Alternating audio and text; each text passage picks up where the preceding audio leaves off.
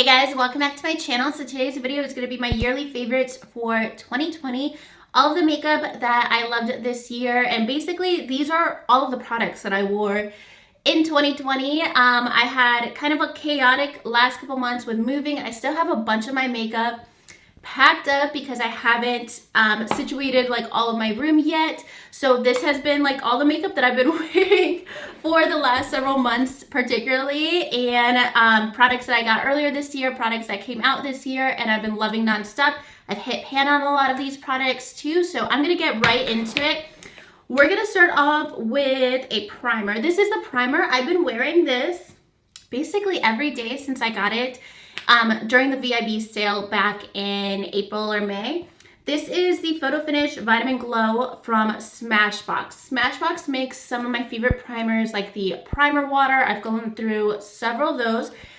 This is my current favorite. Highly recommend it. It's a lightweight gel. Smells like vitamin C, smells citrusy. I always love those products that are like they wake you up, they energize you. I think because when I was a teenager, I used to use the Clean and Clear Morning Burst skincare line, and I feel like that is just like a habit of mine for now, like 15 years. Let me know if you guys did the same. But this is super lightweight, and it smells like pure, freshly squeezed orange juice, and it just wakes up my skin in the morning. It's very hydrating, but I love gel-like primers that are hydrating but not thick. They're not sticky or anything, so highly recommend this. I feel like it's good for all skin types, and it's very like refreshing. It's gonna be great in the spring and summer where you still want hydration but you don't want to feel product on your skin. Definitely love that if you're looking for hydration. And then next up I have a few different foundations. I believe all of these were released in 2020, and I was very particular, I'm sure we all were, about face makeup in 2020. If I am gonna do a full face of makeup, I wanna make sure it stays on my face and it doesn't come off my mask. I don't want it to have like a line of where my foundation comes off. So I was very particular and wore mostly matte foundations, where I tend to wear a little bit more dewy foundations normally, but I have a few. One of them is actually a little bit more dewy, and I wear this more on like an everyday light makeup basis. And this is the Rare Beauty foundation. I actually really love this foundation. It's super quick and easy to apply. I love the applicator.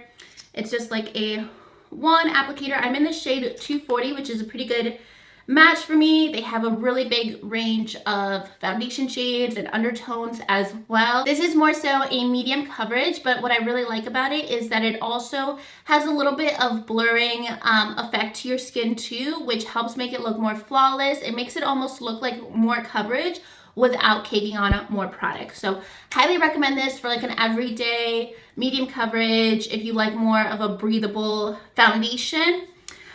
If you want the opposite, if you want something super full coverage that's gonna stay in place all day long, this was my go-to foundation for the summer. The Smashbox Studio Skin Full Coverage. I wear the shade 222. There's a ton of shades. Every foundation I'm sharing, they have a really great range, and great range in undertones as well. This is the foundation if you need to wear foundation for like 14 hours. This is the foundation that got me through the summer in extreme heat, and also wearing a mask and not having to worry about the foundation transferring at all. So it's transfer proof, like sweat proof. It stays on your face like it's deodorant basically. Like your whole body can be sweating, and your foundation, your makeup will stay in place. So this was my go-to during the summertime and springtime. I haven't been wearing it so much lately. I do sometimes, but I've been basically just at my house all day, every day, so I don't need a 14-hour wear foundation. Also, this one is kind of like a blend between the first two that I mentioned.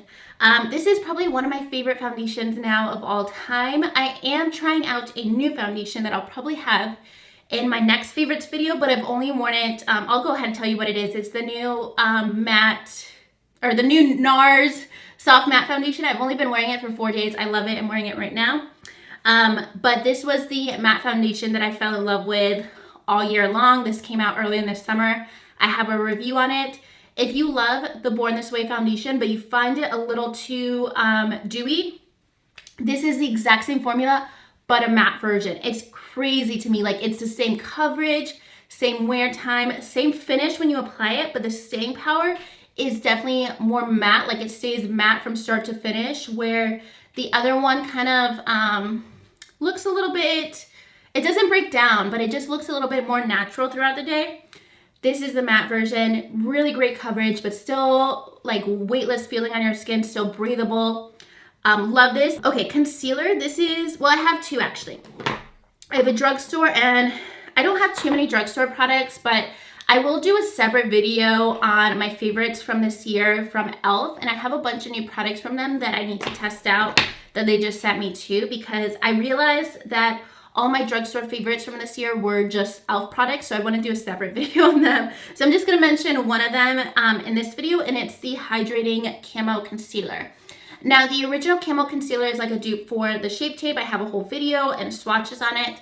I like that concealer, but I find it a little drying. But this one, the hydrating version, is full coverage plus hydration, which is really hard to find in basically any concealer. I love a full coverage concealer. I avoided full coverage concealers for years because I never could find one that wasn't drying and didn't look cakey. But I feel like there's been a lot of good releases in the last year or so, and this is one that is definitely really good coverage. Like when you just like one swatch, you can see that it's like a thick moussey concealer, but it's easy to work with, easy to blend out. It's not going to dry right away on your face, but once you set it, it's going to stay in place all day. So it's a really great drugstore option. I believe it's like $5, and I like it a lot better than a lot of high-end concealers out there. I wear the shade Light Beige. They have a bunch of different shades as well. And then for more of a matte concealer that is also not drying or cakey, I love the Dose of Colors concealer. I wear this shade Light Medium, number 11. I got this in BoxyCharm, I think like back in the summer, and this is the only concealer I've been wearing since then. This is a really great full coverage concealer. I wear this down the center of my face a lot too. I don't really do nose contouring with like a contour powder or anything, but I do like to use a lighter concealer down the center of my nose and kind of do like a little reverse contouring. So I really like it for that. I obviously like it for under my eyes. I use this as an eyeshadow primer. And since I do apply it to the center of my face, this is a really good concealer that stays in place whenever I do wear a mask too. It doesn't move around at the end of the day. So that's why I've been wearing it nonstop. Next up, I do have a foundation powder. And powder foundations have been a lot more consistent in my routine this year with mask wearing compared to previous years, because a lot of times if I do have some of my foundation removed, like I will touch up with a powder, or if I don't want to wear a lot of makeup, I'll do just like under eye concealer and wear a powder like on half of my face and not worry about the rest of my face makeup. So this is the Too Faced Powder Foundation. This is a little bit matte, but it's not powdery or drying. It doesn't look cakey. It's a really great touch-up powder to like help with any oiliness or help just give you a little extra coverage throughout the day. I'm realizing now I have a BB cream to share as well, and I'll layer these together to make sure that the BB cream doesn't transfer throughout the day. So this is really great if you want something that's not full coverage because you're already wearing some kind of face product, and you just want a little extra coverage and you want to make sure that your foundation stays matte. This is a really good option. So I wear the shade Golden Beige, and it's the exact same shade that I wear in the liquid foundation. And then the BB cream that I love is from Purlisse. This is the Radiance Glow Illuminating BB cream. Earlier in the spring and summer, I was doing a lot of hiking. For some reason, I got really into hiking, and this would be like the only makeup product that I would wear, and I would go hiking like every single weekend. And I love that it has SPF 30. It stays in place. It doesn't move around or break down if you're exercising or anything. This one is in the shade medium. I have medium and light medium, but medium definitely works better for me. I think the light medium is like a little too light. It is a decent coverage, and it's not too thick either, which I really like. And the fact that it's illuminating makes it a little bit more of like a natural look on my skin, and it doesn't look cakey or heavy. So I'll do this with the powder foundation together, just like all over my whole face on light makeup days, or if I'm just like going out of the house for like 30 minutes or something. And then I have a few other face products. So Grande Cosmetics came out with these back in the spring.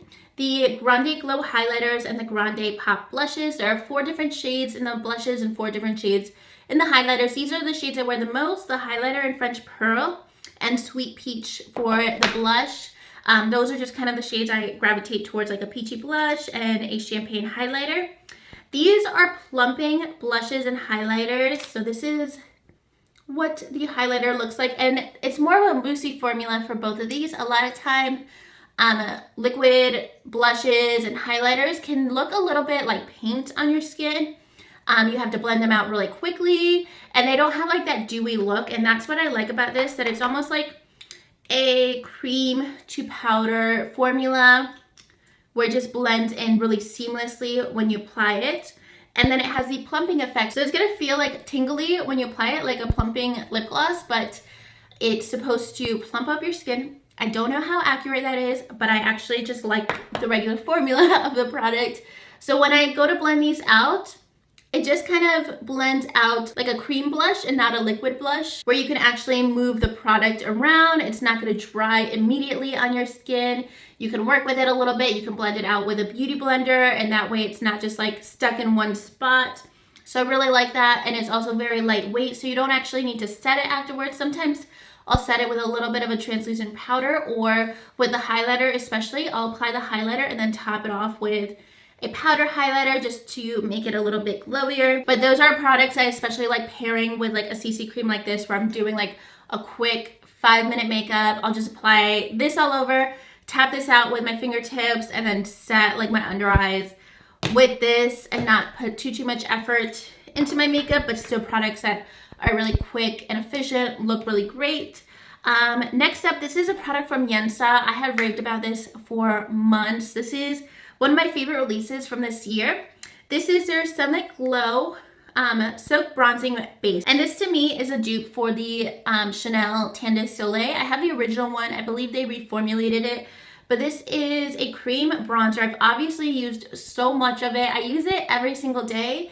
And that's saying something, because cream bronzer is like almost like an extra step a lot of times, because I do also use a powder bronzer. But I love this product so much because it's a cream to powder finish. It doesn't look streaky. It doesn't look greasy. It's definitely not heavy. It's very forgiving. Like if you apply too much, you can keep blending it out. It doesn't move your foundation when you start blending it. Highly recommend this if you want a dupe to the Chanel bronzer, or just want a cream bronzer that actually is easy to use and doesn't make your makeup look like too heavy or like a forced contour. It's just very light finish. It's not a heavy base or anything. Next up, I do actually have one more product from e.l.f. I also hit pan on this. This is their Bite Size Face Duo. I know they came out with a bunch. I do have the others, but I haven't opened them. This is just the one I've been loving. This is the one in Spiced Apple. You can see I've used a highlighter a ton this year, and this blush. This formula is so good. I know in the future when I start traveling again, this is like the #1 product I'll bring with me, because it's super compact. And this shade in particular is something that can go with absolutely everything, and that's why I've used up so much of the product. So the blush is super creamy. I tend to not wear a lot of matte blushes. I always complain about them because I love shimmer blushes, but this is one that has a little bit of like a satin finish to it. And then this highlighter is absolutely gorgeous. It's like a peachy highlighter. It's super pigmented. It's on par with like $20, $30 highlighters, and I believe this is like under $5. All right, so next up I have a few products from one of my favorite brands from this year, and this is Patrick Ta. This is probably my top product of 2020. So this is the Patrick Ta Shaping Brow Wax. Mine looks nasty, especially right now, because I just put it on 30 minutes ago to make my brows look the way they do. So it's still a little gunky, but that's just what it looks like.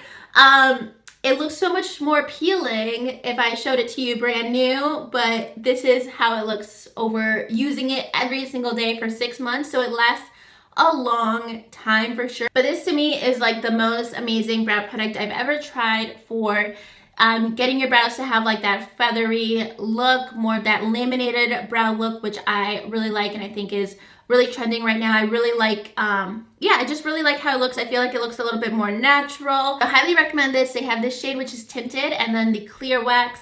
I prefer this one just to have a little bit more like of pigmentation if you just want to wear this on its own. And then this is the other product from Patrick Ta that I absolutely love. I actually have one more setting spray that I'll find and I'll share with you guys too, but this is an amazing, amazing setting spray if you want something that's just gonna make your makeup look automatically flawless. I recently talked about this in another favorites video.